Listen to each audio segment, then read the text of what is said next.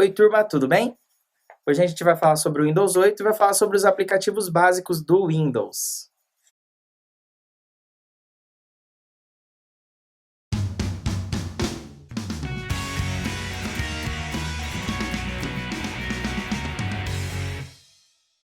A gente vai falar um pouco sobre calculadora, bloco de notas, sobre o teclado do computador, o WordPad e também um pouquinho sobre digitação. Certo? Iniciando, a gente vai falar sobre a calculadora. Você pode iniciar e escrever calculadora, ou você pode ir lá e colocar calc, né? Ou Windows R, se escreve C-A-L-C. E aí você dá um Enter e abre a calculadora. Na calculadora, nós temos a barra de título, onde que você consegue ver o nome da calculadora. Nós temos o botão de minimizar, fechar, restaurar, que vocês já conhecem. Nós temos a barra de menus, que seria algumas opções, por exemplo, para você ter opções de conversão e tipos de calculadora, e o modo de exibição, para você poder trocar ali, modo de editar, para você copiar e colar informações, né? E nós temos a área de trabalho do programa. A gente vai ver um pouquinho mais sobre as informações ali da calculadora, né? Que você tem a opção de adicionar demais, né? Você tem para somar, você tem para subtrair, para dividir, multiplicar, ok? Você tem os modos de exibição, então você tem o modo de exibição padrão, você tem o modo de exibição científica, que tem mais informações ali. Nós temos a parte de programador, que seria mais, por exemplo, para conversões, por exemplo, em binário. Nós temos a opção de conversão ali para estatísticas, onde que você pode mudar nos modos de exibição. Para conhecer a calculadora, a gente vai ver igual está aqui no slide, tá? Nós temos a parte da área de trabalho ali, que seria a parte que você vai visualizar, tá bom? Você vai visualizar o conteúdo. Você tem o botão para limpar, que seria esse Czinho que está mostrando para vocês. Nós temos a opção dos operadores básicos, então você tem multiplicação, divisão, né, subtração e adição. A única diferença é que, assim, essa estrelinha que tem aí seria a multiplicação, tá bom? E a barra é a divisão. A adição e a subtração continuam a mesma coisa, que seria o mais e menos, tá? Nós temos também as opções para de igualdade, que você pode dar um Enter, que aí ele termina o cálculo. Nós temos também, né, a parte para porcentagem, caso você necessite. E você tem também a informação de CE, que seria para limpar os caracteres ali que você fez naquele momento, entendeu? Tudo isso para você poder trabalhar dentro da sua calculadora, ok? A gente pode até trabalhar ali para você ver, então se você, por exemplo, clicar no número 1, clicar na estrelinha, que seria o asterisco, que seria a multiplicação, e clicar no número 2, ele vai fazer 2 vezes 1. Para você ter o resultado, é só pressionar Enter, ok? Você tem a opção, por exemplo, para você trabalhar as conversões. Então, se você clicar ali em exibir e você colocar cálculo de data, você consegue fazer as conversões de data. Vamos fazer esse exemplo. Exibir, cálculo de data, e na cálculo de data você vai ter o D e o para. No D você vai colocar a sua data de nascimento. Nessa data de nascimento, você vai ver que o para está a data de hoje. Se você clicar em calcular, ele vai mostrar os dias, meses, meses e anos que você tem. Tudo certinho, milimetricamente. Então você consegue saber quantos dias você viveu, quantos anos você tem, quantos meses você viveu, quantos dias, quantas semanas, tudo certinho, entendeu? Esse é um exemplo que você pode usar com cálculo de datas. Seriam as conversões.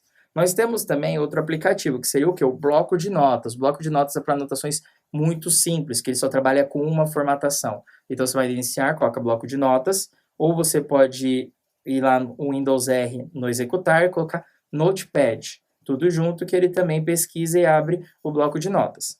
Igual está aqui na janela, nós temos a barra de títulos, nós temos os botões de controle, que eu falei de minimizar, maximizar e restaurar, a janela e fechar, nós temos a barra de menu e nós temos a área de trabalho do programa.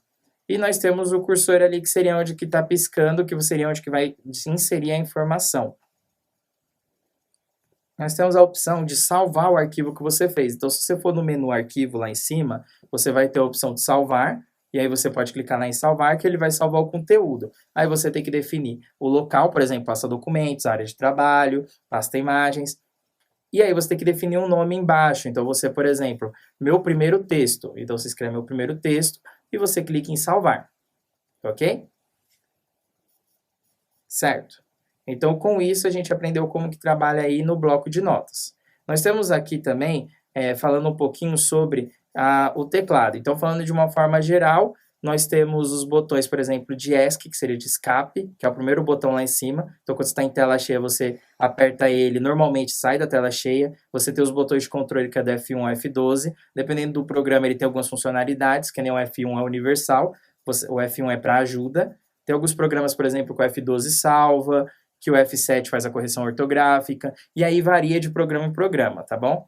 Nós temos os botões, né, que tem os 3 símbolos. Tem um botão que tem informação embaixo, tem informação em cima e informação do lado. Quando você quer, por exemplo, o desenho de cima, por exemplo, no nosso 2 superior, tem um arroba. Então, se você segurar a tecla Shift, que é uma setinha, você consegue, né, fazer o arroba ali em cima. Se você quer o desenho que está do lado direito, você tem que segurar a tecla Alt-GR, que é o Alt do lado direito do espaço. Ah, mas se eu não tenho Alt-GR no meu teclado, o seu teclado é um pouco antigo e não tem, você tem que segurar o Ctrl Alt e a tecla, aí vai aparecer o símbolo do lado direito. Você tem o Caps Lock, que liga a segunda luz no teclado, que seria o quê? Para ativar as letras tudo em maiúsculo. Você tem a primeira luz, que pode ser ativada com no Look, que seria para ativar o teclado numérico, tá? Que seria do lado direito. E você tem o terceiro, que é o Scroll Look, que seria o quê? Ele era utilizado antigamente, então você ligava o scroll e aí a sua tela movia, né? Porque naquele tempo a gente não trabalhava tanto com mouse. Hoje em dia a gente não utiliza mais, mas para vocês poderem conhecer aí no seu teclado.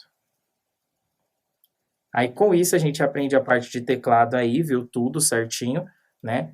A gente vai treinar também na digitação, então vai conhecer um pouco mais sobre o teclado ali para poder tirar suas dúvidas.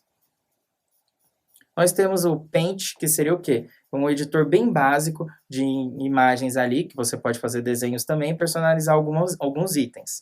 Na parte empresarial, a gente só utiliza ele poucas vezes, porque tem alguns programas que não aceitam colar o print direto. Então, você tem uma tecla lá na parte superior do seu teclado, chama Print Screen, que tira um print da tela, tira uma foto da tela. Se apertou o Print, você consegue colar no Paint, né? Então, você vai no Iniciar, escreve Paint, ele abre, e você já deu o print, você consegue dar um Ctrl V e colar esse print. E você consegue salvar o seu arquivo, que nem você fez no bloco de notas, só que em vez de você ter o menu arquivo, você tem um botão para você clicar, e aí vai abrir o arquivo, aí tem a opção de salvar, ok?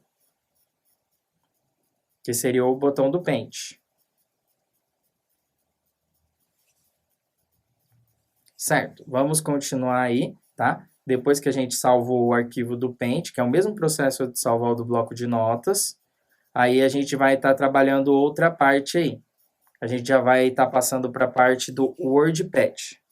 O WordPad, ele é um editor de textos básicos da própria Microsoft, do Windows, que vem com o computador. Então, ele não tem todos os recursos que tem, por exemplo, no Microsoft Word, que é um editor completo, mas dá para você fazer alguns arquivos mais básicos, né?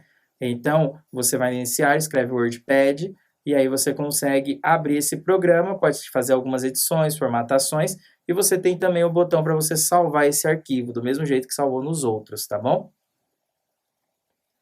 Caso você queira um tipo de fonte, um tipo de letra personalizada, nós temos um site que é o dafonte.com, que você pode clicar, e aí você vai lá, entra no site, pode clicar na fonte que você quer, faz o download dele, que é baixar da internet, clica no arquivo, e aí vai aparecer um arquivinho que tem uma foto com a letra A. Você dando 2 cliques, ele vai abrir a janela, você manda instalar. Você instalou uma fonte personalizada, que é o que, por exemplo, o pessoal da parte de design, arte digital, ou o pessoal que é tatuador, utiliza, tá bom?